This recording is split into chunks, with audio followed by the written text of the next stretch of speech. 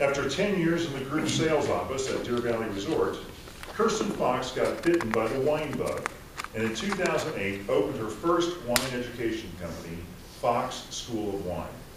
Over the years, students repeatedly gave her stories of mishandled wine at restaurants.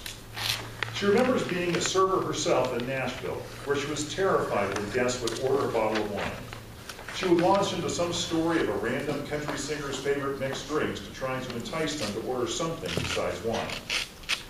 Eventually, she founded the Culinary Wine Institute, dedicated to partnering with restaurants to increase customer satisfaction, server confidence, and profitability in connection with their wine programs.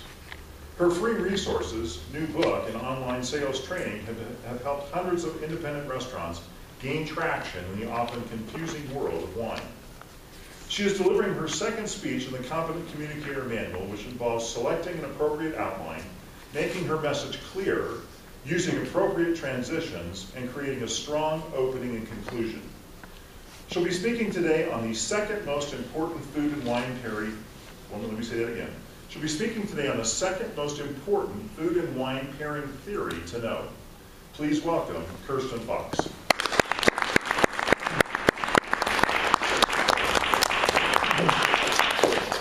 Thank you, Mr. Toastmaster, fellow Toastmasters, and honored guests. If I've assessed this group correctly, I see some wine drinkers out there. Can I see a show of hands? Oh, okay, great. So today we're going to be talking about food and the wine that goes with it. And you're going to walk away with two concepts, not just the second most important, but the first as well. But because the first is so easy peasy, slam dunk, in a nod to Mark Eden, it's so easy that I'll leave that to the end. So we're going to start with the more difficult one, the second most important food and wine pairing concept. Food and wine have gone together for thousands of years. In fact, in Europe, you'll almost consider wine a food there. It's part of almost every meal. Breakfast aside, it's really part of almost every meal. And if you do a lot of research online, like I do about food and wine pairing, it is overwhelming if you type in veal with what wine. I mean, you will get pages and pages and pages of answers, many of which are different from each other, which I consider basically different versions of perfect. So, how do you determine overriding concepts that help you choose wines that go with food? So the second most important food and wine pairing concept to consider is called, what I call, same weights, great mates, which means you choose the same weight of wine to go with the food you're eating, same weight of food. And let me digress for a moment and talk about milk for a second.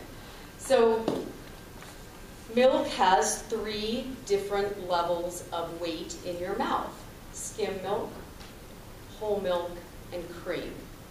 Let's think about that for just a second. Skim milk goes into your mouth, it's very watery, it's gone very quickly after you swallow it. Whole milk has some body to it. It's going to actually put a coating around your mouth. And cream, certainly, we don't even drink. Well, most of us, I don't know if you do, but I don't drink cream with my coffee. But it's got that really dense viscosity to it. So think about that type, any type of milk, and you're swirling it in a glass, and it sticks to the side of the glass, or it doesn't. So wine has weight, just like milk does. The skim, the whole, and the cream. And you pair light wines with light foods. If you look at the common wines seen in U.S. restaurants, we'll start with the whites, and we're going to go from light to heavy. We've got Rieslings, Pinot Grigio, Sauvignon Blanc, and Chardonnay. Then if you look at red wines, you would start with Chianti as the lightest. You'd go into Pinot Noir, Merlot, and then Cabernet Sauvignon. ending with Syrah. So,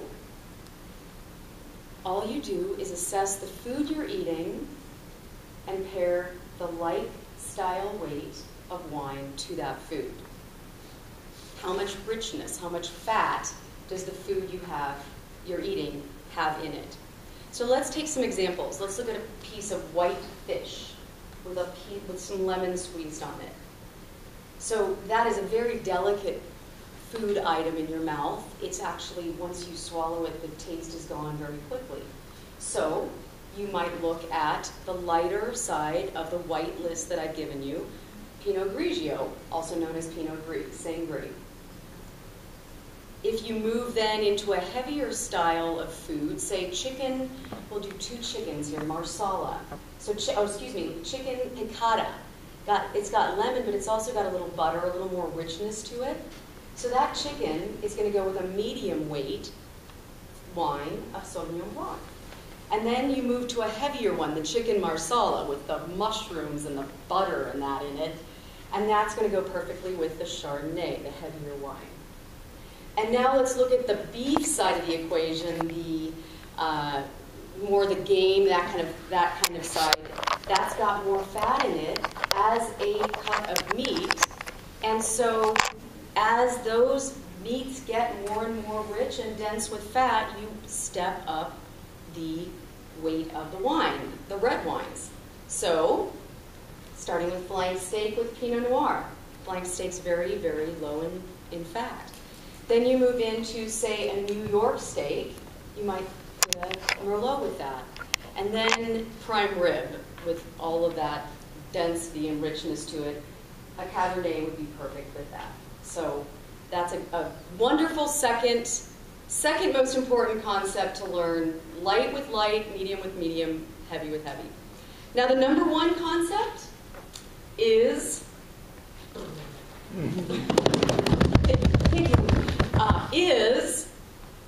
area of wine and area of food, same location. So if you're eating a piece of lamb, lamb is eaten a lot in Rioja, Spain. Find a Rioja red wine. If you're in Oregon and you're eating some salmon, find an Oregon Pinot Noir. If you're in Tuscany, find a Chianti. So same region, same wine. So go out and create food and wine pairings that are not only good partners with each other, but also speak the same language. Thank you.